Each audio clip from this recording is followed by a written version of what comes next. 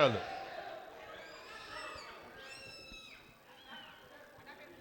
ఈరోజు ఇక్కడ జరుగుతున్న హ్యాంగ్మెన్ ఈ ఫంక్షన్కి నన్ను చీఫ్ గెస్ట్గా పిలిచారు. అవునా? చాలా చీప్. ఏంటి? ఓహో, చీఫ్ గెస్ట్గా పిలిచారు. నేను చీఫ్ గెస్ట్ అని ఎందుకన్నానంటే నోరు తిరగకనలేదు. ఏదో అలా ఇటు నుంచి అటు వస్తే కారు వేసుకుని ఇక్కడికి వస్తే మేము ఇక్కడ ఉండి మిమ్మల్ని రిసీవ్ చేసుకుంటాం, మీరు వెళ్ళిపోవచ్చు, 3:45 4 o'clock ఇక్కడ ఉండండి అని చెప్పారు. అది చాలా ఆనందకరమైనటువంటి విషయం. దాన్ని చీఫ్ గెస్ట్ అంటారో నాకు తెలియదు. సో ఏదేమైనా ఈరోజు ఈ ఫంక్షన్కి నేను ఇక్కడికి రావడానికి ముఖ్య కారణం, నాకు అజయ్ మైసూర్ గారు, ఆయనతో పెద్ద పరిచయం లేదు. ఆ తర్వాత డైరెక్టర్ గారు ఆయన విహాన్ గారు ఇక్కడే చూశాను నేను, ఆయనతో కూడా పెద్ద పరిచయం లేదు. కానీ ఈ టీం కూడా సిన్సియర్గా చెప్పాలంటే నాకు వాళ్ళు పరిచయం లేదనుకంటే వాళ్ళకి నేను పరిచయం లేదు. ఎందుకంటున్నానంటే ఆ మాట, వీళ్ళందరూ ఎవరూ తెలియకపోయినా ఈ ఫంక్షన్లో నేను మాట్లాడటానికి ఎందుకు వచ్చానంటే, the title of the film Hangmen. Hangmen అంటే ఏంటి, ఆడ మానసిక స్థితి ఎలా ఉంటుంది, అతను ఎలాంటి పరిస్థితుల్లో తన జీవనాన్ని గడుపుతాడు అనేది ఒక్కసారి మనం ఆలోచిస్తే, మనం అనేక రకాలైనటువంటి జీవనోపాధితో బతికేటువంటి వాళ్ళని చాలామందిని మనం చూస్తూనే ఉంటాం మన లైఫ్లో. మన 24 క్రాఫ్ట్స్ ఉన్నాయి మన ఫిలిం ఇండస్ట్రీ వరకే. అలాంటిది అనేక రకాలైనటువంటి జీవనోపాధి కలిపేటువంటి వాళ్ళది వేరు. ఒక దాన్ని ఇబ్బందికరమైన ఉద్యోగం అనాలా, ఆనందకరమైన ఉద్యోగం అనాలా, అది మామూలు ఉద్యోగమే అనాలా, ఏమనాలో తెలియదు. కానీ అతని ఉద్యోగం ఏంటంటే ఒక మనిషిని ఉరి తీసే మనిషి యొక్క భావోద్వేగాలు ఎలా ఉంటాయి, వాడి జీవన విధానం ఎలా ఉంటుంది, ఎలా గడుపుతాడు అతను. పొద్దున్న లేస్తే మామూలుగా ఏదో బ్యాంక్ వెళ్ళి సంతకం చేసి అక్కడ బిల్స్ తీసుకొని మనీ ట్రాన్సాక్షన్ చేసే ఉద్యోగం ఎలాగో, పొద్దున వెళ్ళిపోయి అక్కడ ఒక గొయ్యి తీసి లేకపోతే ఏదో ఒక కావాల్సిన ఉరికంబాన్ని ఎక్కించి ఇతను చచ్చిపోయిన తర్వాత చచ్చిపోయాడని చెప్పేసి సంతకం చేసి వెళ్ళిపోయేటువంటి ఒక కామన్ మ్యాన్ లాగా అతను పడేటువంటి మానసిక వ్యధ ఎలా ఉంటుంది అనేది మిస్టర్ విహాన్. ఇతను అసలు ఈ సినిమా, నేను కూడా చాలా సినిమాల్లో యాక్ట్ చేశాను. ఈ సినిమా ఈ స్టోరీతో తీయాలి అనేటువంటి ఇట్లాంటి చాలా జరుగుతుంటాయి, కంగారు పడద్దు. నేను ఇందాక లక్కీగా అటువంటిది ఆ థాట్తో ఈ సినిమా చెయ్యాలి అనేటువంటి ఆలోచన రావటం డెఫినెట్గా నేను ఇతన్ని కంగ్రాచులేట్ చేస్తున్నాను. ఎవరు ఆ టైప్ ఆఫ్ థింకింగ్ నాకు తెలిసి చాలామంది ఇబ్బంది పడ్డారు. అలాంటి క్యారెక్టర్స్ ఊరికి అట్లా మధ్యలో ఒక సీన్ 2 సీన్లో వచ్చేసి వెళ్ళిపోయింది. కానీ హ్యాంగ్మెన్ బేస్డ్గా తీసినటువంటి సినిమా. తర్వాత ఈ సినిమా ఇండస్ట్రీలో ఏంటంటే కొంతమందికి బాగా కలిసి వస్తుంది సినిమా అంటేనే అది కలిసి రావటమే సినిమా. కుదరాలి అంటాం చూడండి, వాడికి బాగా కుదిరేసిందిరా అంటాం. అలా సినిమా అంటే అలా కలిసి రావాలి. నాకు తెలిసి బ్రహ్మాజీ ఒక మంచి విషయం ఉన్నటువంటి నటుడు. ఇందాక అమ్మాయి చెప్పినట్టు హీజ్ ఏ హీరో ఫ్రెండ్గా చేయగలడు, కమెడియన్గా చేయగలడు, విలన్గా చేయగలడు, విలన్ అసిస్టెంట్గా చేయగలడు, హీరోగా చేయగలడు. ఏ క్యారెక్టర్ ఇచ్చినా సరే చేసి పడ్డించగలిగినటువంటి అద్భుతమైన సత్తా ఉన్న వ్యక్తి బ్రహ్మాజీ. అటువంటి బ్రహ్మాజీకి సరైనటువంటి ఫుడ్ పడలేదే ఇంతవరకు అని ఆలోచించే వాళ్ళల్లో అతని మిత్రుడుగా నేను ఒకడిని. ఇంతవరకు మంచి ఛాలెంజింగ్ క్యారెక్టర్, ఇంతకుముందు గణ అనే ఒక సినిమా చేశాడు, అది కూడా మంచి క్యారెక్టర్ చేశాడు, కానీ అతను గుర్తింపు రాలేదు. కానీ ఈ హ్యాంగ్మెన్ అనే సినిమా తనకి దొరకటం, అతని పెర్ఫార్మెన్స్ ఇప్పుడే మనం ట్రైలర్లో చూసినప్పుడు మనకు అనిపించింది, ఒక అద్భుతమైనటువంటి పెర్ఫార్మెన్స్ చేశాడు. చెయ్యగలడు. చేయటానికి కావలసినటువంటి ఆహారం ఇప్పుడు దొరికింది కాబట్టి అతను దీన్ని ఒక అద్భుతమైనటువంటి విజయాన్ని సాధిస్తాడు, ఈ సినిమా ద్వారా అందుకుంటాడని నేను మనస్ఫూర్తిగా కోరుకుంటున్నాను.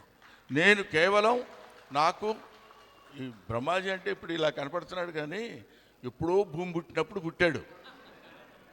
మాకంటే చాలా సీనియరా కాదా? కరెక్ట్.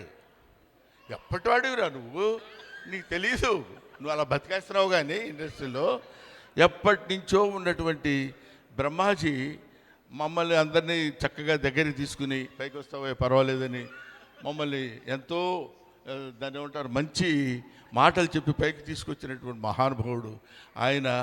ఈ వృద్ధాప్యంలో కూడా ఇలాంటి సినిమాల్లో చేసి మెప్పించగలుగుతున్నాడంటే మనందరికీ ఎంతో ఆనందకరమైనటువంటి విషయం.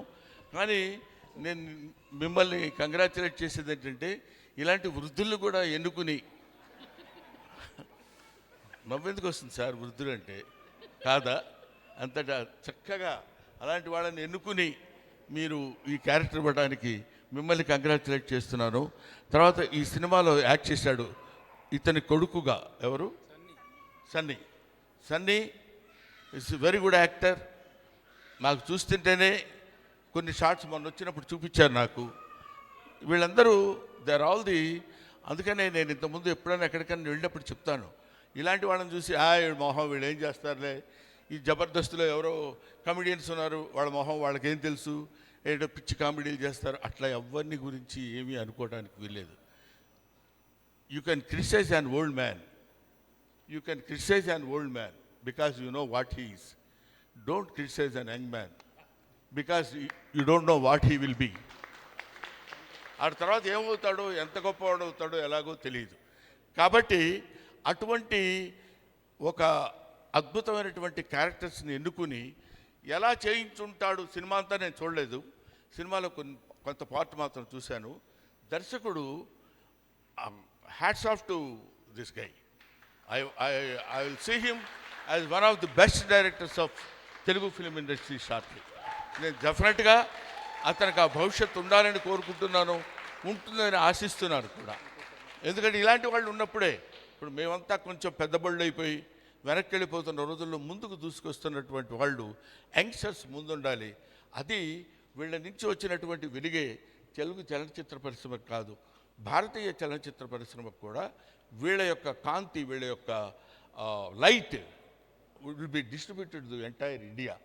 అందుకని వీళ్ళు ప్యాన్ సినిమాలు తీయాలని, గొప్ప సినిమా అవ్వాలని మాత్రం నేను మనస్ఫూర్తిగా కోరుకుంటున్నాను. వీళ్ళందరికంటే ఒక అమ్మాయి గురించి నేను మాట్లాడాలి. ఆ అమ్మాయి నందిని రెడ్డి. ఈ అమ్మాయి అసిస్టెంట్ డైరెక్టర్గా లిటిల్ సోల్జర్స్ సినిమాలో నాతో పనిచేస్తుంది. లిటిల్ సోల్జర్స్ అని, అది ఎన్ని సంవత్సరాలు అయిందమ్మా? కమిట్ అవ్వట్లా. నీ గురించి కాదు.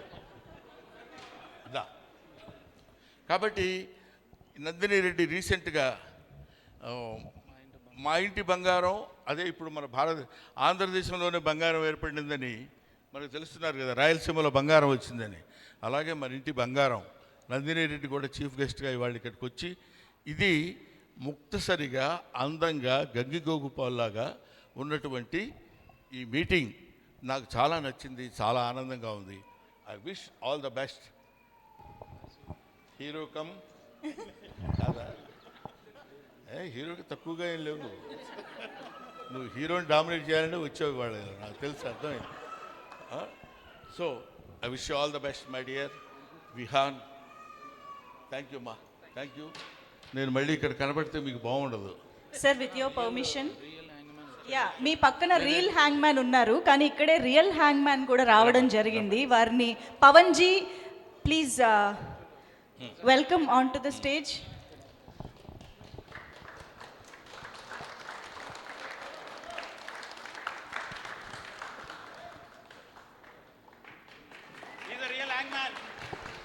హలో, ఈయన రియల్ హ్యాంగ్ మ్యాన్ అన్నారు.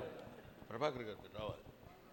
ఎందుకంటున్నానంటే ఈ రియల్ హ్యాంగ్ మ్యాన్ అని ఈ వ్యవస్థ అతి త్వరలో నశించిపోవాలని కోరుకుంటున్నాను. ఐ సిన్సియర్లీ విష్ గాడ్ ఈ వ్యవస్థ ఉండకూడదు.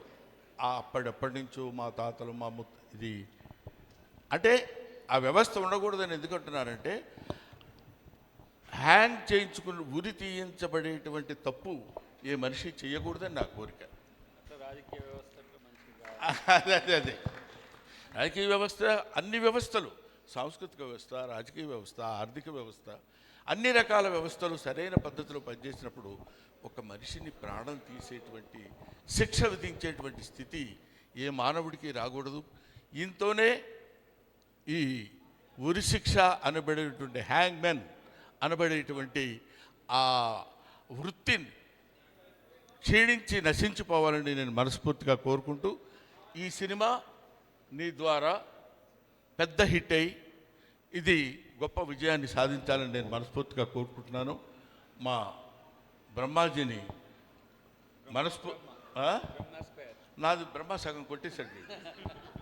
నేను బ్రహ్మ ఆనందాన్ని జీ గౌరవం దగ్గర ఆపేశాడు అతనికి.